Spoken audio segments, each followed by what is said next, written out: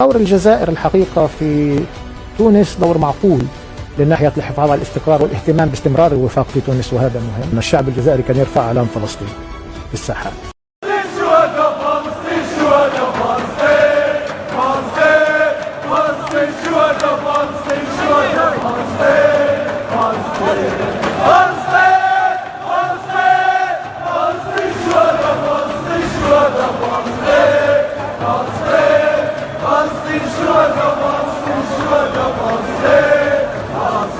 الجزائري بالنسبة له المسألة الاستعمارية أصلا كل هويته الوطنية مبنية على معارضة الاستعمار.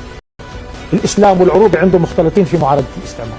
هذا الجزائر اللي يرفع قضية فلسطين لأنه يعتبرها رمز قضية العدالة، رمز العدالة، إنه في شعب مظلوم كذا إلى آخره. كيف إنه الحراك الجزائري بطريقته رفع رؤوسنا جميعا في مدنيته وفي سلميته خاصة، وإنه الجزائريين طبعا في عندنا كثير آراء مسبقة على بعض العرب، يعني الجزائريين دائما في رأي مسبق عليهم إنهم الأكثر شدة والأكثر كذا والأكثر دعني أقول خشونة ببعض. هذا كلها آراء مسبقة عنصرية لا أساس لها. انظروا، عندنا النظام لم يطلق النار على الشعب، المطلوب أن يكون النظام حضاريا، لأنه